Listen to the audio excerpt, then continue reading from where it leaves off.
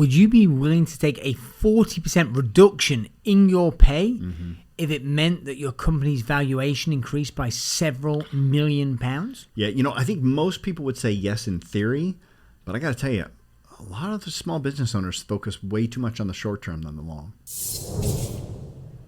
Episode 202 of the Dan Bradbury Podcast. Hey, my friend, how are things going for you right now? Rocking and rolling. Yep. It's getting lighter every day, and so I'm enjoying as we kind of move into spring. You've got to love the fact that it's finally it's not getting dark at 3 in the afternoon anymore. Oh my God, I don't know how you guys do this over here. Your text to my sister made me laugh the other day, where you sent her a text message about how you thought you were dying because this cold, tingly sensation just because it was so cold. Oh my God, it was -5 degrees the other day. That's just not human. That's a mild summer day in the UK. You're welcome. Yes. Anyway, let's jump into this, my friend. Let's talk about the news in small business. So, look, there's a great article from the person running.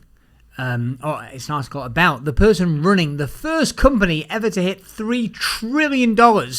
Insane amount. Of course, we're talking about Tim Cook, the CEO of Apple, who took over from the late Steve Jobs. I mean, check this out. He's taken a 40% pay cut. For perspective, that's like $40 million for him as well. Right. Yeah. And you could argue it's significantly worse than that. Yeah. Because the reduction is in shares of his company. Now, by the way, I think we're missing the main story. It's not that he's taking it. He requested it. He requested the pay cut. Well, this is where it gets interesting, right? So he volunteered the 40% reduction, but it was after a lobbying, right? So I forget who it was, but there was some group that was lobbying for kind of an investor advisory group that's saying to the shareholders they should vote it down, right? They should vote down the pay package because it was too generous. So whether or not you're going to go, he's going, yeah, no, that's right, and this is what's best for the shareholders, or whether or not he's playing the game because he doesn't want to be ousted and lose the vote. Honestly, I think he was doing it because it's the right thing to do. I mean, he's always been above and beyond the moral integrity of most CEOs, I think. Well, and ultimately, I agree with that. Actually, I like Tim a lot. And he says, I can know him personally. I'll let him know next time we see him. He's good people. Yeah. But of course, you could argue that of course he's going to get rewarded because he's now a billionaire, and he wasn't 10 years ago or just over 10 years ago when he took over the head of the firm. Yeah, he's worth $1.7 billion now. Right, and fundamentally, while he's a high income earner, his base salary is $3 million, which relative to the overall compensation is a tiny proportion. So his wealth has been built off from building the wealth of Apple, building the wealth of the shareholders. By the way, just to put this in perspective, the guest that you had at your last mastermind has a higher net worth than Tim Cook. I know. That's crazy. It's unbelievable. Yeah. He's a legend. Yeah. He is. What's his net worth? $2.3 billion, I think. Yeah, well, either way. Yeah. Either way. Anyway. It's more than I can count. Yes. No, and so, look, think about this. Would you be willing to take a 40% pay cut if it meant that your company's valuation increased by millions of pounds? Yeah. I think most business owners would say yes on that in theory, but too often I think small business owners, they focus on the short term way more than the long. And so it'd be interesting to see where the rubber hit the road if they actually would or not. Because fundamentally that's what he's doing. Because look, because I think most small business owners would just cut their employees' pay. Right. Or they say it in theory, but then they actually spend the money because they want to meet their lifestyle need. But you can definitely look at this through the lens of he's taking less pay, which benefits the shareholders. The company now has more money to reinvest in growth. Somebody listening to this will point out, Apple valuation has dropped from $3 billion back to $2 trillion. I feel you. I own some Apple stock, and actually, there's a member who I won't say because I haven't asked his permission, who owns many millions in Apple stock. But we'll have to talk about that off camera. Off camera, for sure. Who's definitely hurting with the reduction. But fundamentally, it means that the company's got more chance to grow and thrive. He's acting in the best interest of shareholders. Tim Cook gets my vote. Yeah, me as well. I think that news could have easily made him the hero of the week, but we're saving that for somebody even better. But let's talk about the fail of the week now. So, from the sublime to the ridiculous. This is about, fundamentally, it's about tax evasion. So, it's about a lady. This is somebody who would not take a 40% cut in pay, by the way. I'd just like to point that out. Well, no way in hell. Correct. In fact, I didn't want to share this article. So, when we found this, I almost didn't want to share this article because you could argue you're telling people how to commit tax fraud. I can't believe how frank this article is. But it's how to get how to get convicted for tax fraud, though. It's not like how to get away with it because she clearly didn't get away. So look, Gina Vollmer basically evaded $500,000 worth of payroll taxes. And here's what was interesting to me: she's been put in prison for 1 year and 1 day. And she's forced to pay $513,000 in restitution. Yeah. So effectively, she's not even being fined. They're saying you go into prison for 1 year and 1 day, and you're going to have to pay us back. And here's the part that pisses me off: as you go into the article, not only did she just have to the minimum sentence, but she actually screwed the employees because she was not putting money in their funds. Yeah, 100%. Well, I mean, that's it. I mean, that's how she did it. Fundamentally, she paid them their net pay, and the gross pay, which the employer, same in the US, same in the UK, fundamentally, the employer withholds the taxes and pays it to the government on the employee's behalf. And also deducted their insurance and didn't pay the insurance bill. It's crazy. Well, and so while this is a UX example, I mean, there's somebody that's in our community who was very close to a exit, and the only reason the fraud got caught was because he was trying to sell his company. And when he was trying to sell his company, the accounts were a mess, right? And he was going to get a 7-figure exit, a multi-7-figure exit of this business, this kind of £5 million company, but the accounts were a bit messy, and the buyer was naturally wanting to be really drilled into the accounts. And the financial, I'll call it the financial director, was off sick and like procrastinating. And I advised the owner, I'm like, look, just get a fractional FD and get somebody in to get this over the line, because he was going to lose the deal. And when the fractional FD uncovered fraud, and the person had been doing very similar, the FD had been financial director, correct, had not been paying the taxes, right? So they'd been paying via a weird little loophole that I definitely won't say on this podcast. I want to say a joke. Send me a check. I'll let you know the loophole. They had obviously illegally. I can hear my lawyer again now. Don't joke about things like that. But obviously illegally was paying people but not paying the taxes, or not paying HMRC actually anything. And they had a way of kind of hiding it. So HMRC didn't know that they were owed the money because they weren't even filing the returns, right? HMRC is like the IRS, right? Correct. I was going to say Her Majesty's Revenue and Customs, but I think technically it's His Majesty's Revenue and Customs. And so fundamentally, once this, do you think there will ever be a time when they have to go? They Majesty's Revenue and Customs. You know what? No comment. So the don't mess with our monarchy, Topher. It puts me in an awkward situation. And ultimately they found it, and the company owed 7 figures in back taxes. So obviously the buyer didn't buy the company, and the company went into liquidation. So US equivalent of bankruptcy. All right. By the way, lesson here is don't do stupid shit. Don't get greedy. Pay your bills. Pay your taxes. Do the right thing, for crying out loud. Right. I mean, look. Darn it, I can't remember the Buffett quote specifically, but it's like, if only they knew how rich you could get being legitimate. Like how. Oh, I love that. Yeah. That's not the exact phrase, but it's something similar to that. It's kind of like, if people knew how easy it was to get really rich legitimately, like nobody would bother cheating. Yeah, I've said that before, that if people would just spend the same amount of time that they try to avoid doing the wrong stuff, they'd probably be just fine. Yeah. And I will say, from somebody who, it's not an episode for this, it's certainly not for this episode, Topher, but somebody who in my youth had a little bit of a skirmish with HMRC. I wasn't trying to break the law. I thought I was being clever and found a loophole. And ultimately, the amount of tax saved, the years of misery. So obviously, effectively, they argued and won that it didn't stack up, and I owed more in tax than I claimed to have owed, and I had to pay that, plus the interest, plus the fines, plus all the legal fees and the advice and the court cases. And by the way, it still hounds me. Let's just say I get... Like psychologically it hounds you? No, as in literally, there's a tail because I get a lot more random investigations these days. Oh, sure. I'll bet you do, yeah. Because you've raised the flags. Correct. Oh, and whilst it's not a concern because I'm not playing the wrong side of the line, it's annoying as hell and an inconvenience. Yeah. Because stuff just drags on because they aren't a fast-working machine, HMRC. So well summarized. Yes. Don't do stupid shit. There we go. All right, let's talk about the hero of the week.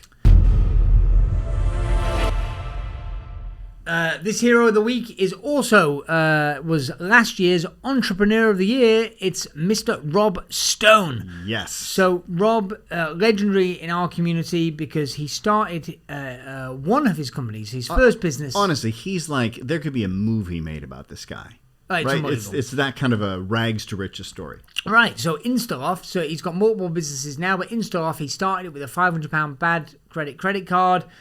I'm not going to say his current revenue because I can't remember it. Don't want to get it wrong. And whatever I say, it will have gone up. That's the thing. By the time this show gets aired, it's already up higher anyway. He's grown at a fast clip. There's still a testimonial that I saw on some random landing page on my website recently, which made me laugh, that said, in my first year in Mastermind, I went from 250K revenue to 1.3 million. It was on our 200th anniversary episode. Oh, right, okay. I made you hero of the week, and I had the clip, yeah. And it made me laugh because he made more than that in profit last year, right? And so he's got multi-seven-figure profits. He's got well into eight-figure revenues, and that's just of this company. And the best thing is, he built Instaloft into the UK's #1 loftboarding company, but he's also got multiple other offshoots company. He bought Garage Flex, I think it was Garage Flex, which is kind of a complementary business that he bought off another mastermind member. He also has got InstaSpark, which was like a spin-off because they do so much electrical work in people's homes. He bought a stake in the Supplier Loft Zone, which has got the particular proprietary system for the loftboarding. It's unbelievable. So he won Entrepreneur of the Year, but the point is, one of the secret kind of messages that aren't looked at closely is ultimately when you've got as many employees as Rob has, and I forget the number, but I stopped counting when we got past 100. Right? So when you've got this many people, is how does he do it? And ultimately, I'm going to say all businesses, but it's only all service-based businesses are the leverage comes from the people. You could say the people and the systems. Yeah. But the systems are created by the people. So really the leverage is coming from the people. And Rob's just a smart dude who investing in his team, in his employees. Yeah, and here's the reason why he's the hero is because you just created a brand new program called the Management Mastermind, which is a mastermind specifically for not the business owners, not the day-to-day workers, but those people in the middle, stuck in the middle that have to manage the owner. They also have to manage their employees, and you've created a management mastermind. He is sending 4 of his managers to that, and that is a demonstration, in my opinion, of excellence and should be rewarded because he's not the kind of guy who would scrinch on the payroll taxes. He's actually investing in his employees. I think it's amazing. Well, that's what the leverage is. Good. Yeah. Well, I mean, think like this. Most employees' performance, in my experience, could increase by 30, 50, 100, 200%, depending on their role, in terms of their level of output. Yeah. Well, I mean, look at it this way. You look at a company like Apple that has, how many tens of thousands of employees, right? One employee doubling their efficiencies isn't even noticed. Yes. You take a small business, though, that has 5 employees, and you got one employee that doubles their efficiencies, all of a sudden, they're 10% better. Right. It's absolutely transformational to the company, and yet the relative cost of doing that is minimal versus what? Hiring another employee? Yeah. So if you double your efficiency, or you could have run so you could take a 30K salary and you're doubling it, you've now got another 30K salary, so you've doubled it up. I mean, clearly we're biased, right? But yeah, I kind of go... Yeah. In fact, another member of ours tracked Topher, his company's growth directly to the amount that he invested in himself and his team. And he tracked over many years. I forget how many, but it was at least 2 or 3 years. Yeah, it was Chris Matthews. Matthews. Excellent. Okay. So Chris tracked over many years a correlation of roughly 10 to 1. I think it was 9.5 to 1. Wow. Right? So that kind of growth. Now, to be clear, I believe from memory it was revenue, not profit. But of course, he knows his margins, blah, blah, blah. Yeah. It was like a 10 to 1 count. And it was trailing about 12 months. It's like if you invest some money this year, you see the improvement next year. Yeah. Right? Which kind of makes sense. But the beauty, of course, Topher, that people sometimes lose sight of is it's ongoing, because if you've grown the knowledge base and you're able to perform at a higher output, that doesn't typically erode away. It might be if you're working with high-level athletes, right? You've got them for a number of years, and then their physical performance depletes. But from a mental performance point of view, and so for most business owners, employees, and team members, it's like that increased output just pays dividend. Which back to why you need to keep hold of your team. This goes full circle all the way back to Tim Cook taking a 40% pay cut to reinvest the capital back into the business. Small business owners, same type of thing, right? You can reinvest that capital back into the growth of the business. Absolutely. Yeah. So with that said, talking about people and culture, should we have a chat about book of the week? Let's have that chat about book of the week, my friend. So this is a great little book. If you've not read it, I mean, I'm a fan of this author. I haven't, and I'm going to tell you why I don't want to, and you're going to hopefully overcome that objection. All right, well, the book is Tribes by the author Seth Godin. I mean, Seth, I still believe he's got one of the most popular business blogs in the world. Yeah. He's daily written on it for, it must be well over 10 years now. And his books are a particular style, so it's not everybody's cup of tea, but they are. He bangs out a lot of books. The Dip, Purple Cow, but this is one of my favourite Seth Godin books, and they are short, real nice, easy read. But this book, specifically, what I like about it is it's Tribes. We need you to leaders. It's about how do you create a following. He talks about most people are sleepwalking, walking around. I think Dan Kennedy describes it as they're walking around with their umbilical cord in hand, looking for somewhere to plug it in. Right, very vivid imagery. Yeah. Right, and I think that's true. So so Seth's talking about how do you create a following, like a fan club, people that are fanatical about what it is that you do. Right, what's your vision that people can align behind, so that people are metaphorically willing to crawl over broken glass to do business with you, to promote you, to work for you, and I think it's got some gems. Okay, now here's why I don't like it, or I'm nervous about reading it. And by the way, this is a bit more just being a bit of a stress testing against it. But for me, I think the word tribe is a bit of a negative association to it, because I'm not a fan of how our cultures have become so tribalistic lately. Like you've got your Democrat tribe, your Republican tribe, your Tory tribe, you've got your women's tribe, your men's tribe, and it seems like culturally we have becoming more and more segregated, and we're not moving to inclusion, and that's kind of frustrating for me, because I think we tend to be too tribes are inherently tribalistic. They're scared of things that aren't theirs. And so I guess when I see that word, I'm like, I don't want to be a part of a tribe. Yeah, it's interesting. I mean, I suppose you're talking about it in the context of, if I understood you correctly, almost like the echo chamber. We're in the tribe. Exactly, yes. Yeah.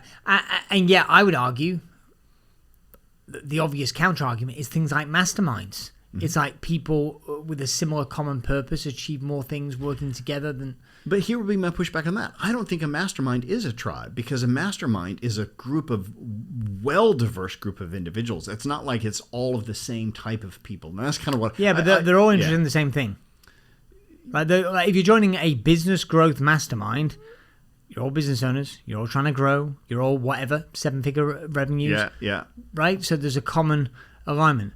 But actually, I don't know. I have a feeling I would probably love the book. Well, I was going to say, we're getting too ethereal, so I would say, all right, I hear you hang up on the word tribes. Yeah. Let's just call it people who like hanging out that are also supportive of other individuals that aren't from the same... It's just not quite as ringy. Read the damn book and then tell me what you think. You know what? I'll tell you what. I will read the book, and you know me, I'm the first person to say I made a mistake if I did. So I'll read it and I'll get back with you on that one. Anyway, That's good. Book of the week. All right, book of the week is... No, we just read the book of the week. What's the quote of the week? Yeah, that's what I meant. So this is from Barbara Land, who I believe is a kind of Silicon Valley VC kind of investor. I think that's right, if I remember memory serves me correctly. Heavily involved with NASDAQ, yeah. Yeah, okay, good. So it's important to create a culture of innovation that is one that both values and rewards risk. And I love this from a cultural perspective because if you want to think companies that get stale and fail, it's kind of big bureaucracies. People aren't willing to try stuff. Mm-hmm. And ultimately, mankind's advances comes from stepping out the status quo, being willing to try new things, being willing to innovate. So, okay, I got a question for you in this one then, right? Because what immediately comes to mind when I think of this quote is Facebook's moniker, move fast and break things. I think that's it. Is that right?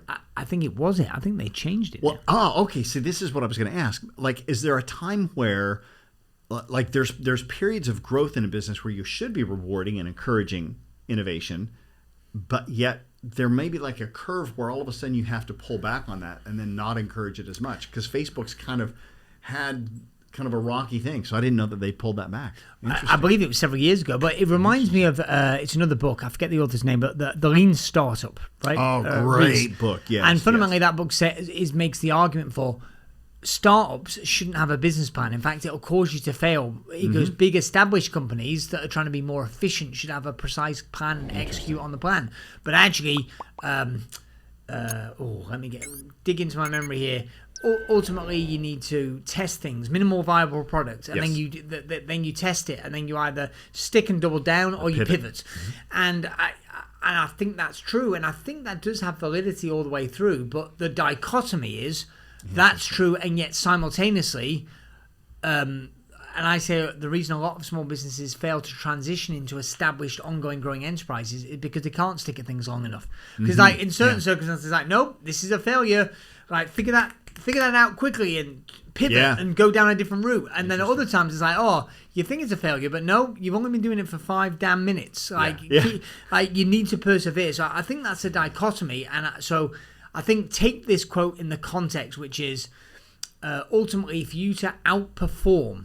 Actually, I shared this with you from the crux. If you're going to expect to profit, i.e. you're going to run ahead of the market averages for your industry, you need to have a competitive advantage. You need to have a USP. If you're the same as everybody else, you're only going to profit or fail to profit to the degree that the industry is profitable. Yes. Right? When people are uber profitable, competitive forces always erode that over time. Yeah. So you are going to have a USP, which is going to require you to be willing to try some new things. So you've got to value, and ultimately that's how the risk gets rewarded. I think also what I like about this quote is the fact that, and because we're talking about people and culture, and so many times companies punish their employees for having an innovative thought and trying it and it failing, that they start to teach them, oh, well, I don't want to rock the boat. And I think it's good that business owners, we need to encourage our staff to be comfortable making a mistake. Yeah, I don't know who this is attributed to. I think it's been attributed to every major entrepreneur of all time. Whether in that case, you said it. Elon Musk, Bill Gates. I'm sure it's apocryphal. Is that the right term? Yeah. Like, I don't think. I suspect, like nobody said it. Correct. Which is, some employee gets called into the CEO's office because he's just lost $500,000 for the firm, and he goes, "Are you going to fire me?" And the CEO goes, "Are you crazy? I'm going to promote you." No, I'm not going to fire you. I've just spent $500,000 training you, right? And it's like, okay. And I think culturally that speaks to this, as in if the person's making the mistake because they're intending to succeed, it just didn't work out. Yeah.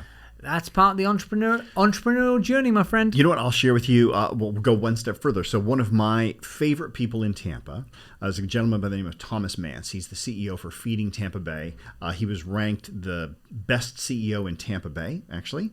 And one of the things that he has, and I will probably misquote him on this, but he says that he will never punish an employee if they make a mistake, as long as they do it from a place of ambition or a place of aggression. Meaning, if they're doing it to move the company forward, they're never going to get punished, even if it costs the company. And I just love that he's really created that culture of safety. All right, I'm going to squeeze it in. I feel like I've had a few episodes where I've not quoted Warren Buffett enough. Yeah. You probably should throw one out there. During the Solomon crisis, when he took over as CEO of that firm, he said... As you say, the Solomon crisis, like everybody understands and knows what the Solomon crisis was. effectively the bank or the financial institution, that Salomon Brothers, I believe, were very, very naughty, and they were going to get their banking license or their financial trading license taken away from it, and it was going to destroy the business, and it was going to go bankrupt. And Berkshire Hathaway were major shareholders, and Warren stepped in and somehow persuaded whatever US body that was responsible for making that decision to revoke or revert their decision within hours, because he was like, you're going to take it down, it's going to have a cascading effect. And before the committee, the FDIC, I would assume, maybe. I don't recall, but before that committee, so it's televised, you can look this up. I've got to get this quote right now. He just said, pressure's on, my friend. Yeah, he just looked at it and he said, look, here's what I'm saying to my employees. He says, lose money for the firm and I will be understanding. Lose an ounce of reputation for the firm and I will be ruthless. Oh, that is very Buffett. I love it. Gotta love it, my friend. I don't think we can top that comment. Nope. I should go crickets on the way out. So, look, as always with these episodes, Topher, if you want a better business, you need to become a better business owner. I hope you enjoyed that episode. 3 things you need to do now. Number 1, make sure you subscribe to this podcast so you do not miss an episode. Also, get on over to Amazon to get a copy of my latest book, Turnover is Vanity, Profit is Sanity, 9.5 Steps to Improving Your Profits and Cash Flow. Also, join our Facebook group, the Turnover is Vanity, Profit is Sanity community, to connect with other business owners.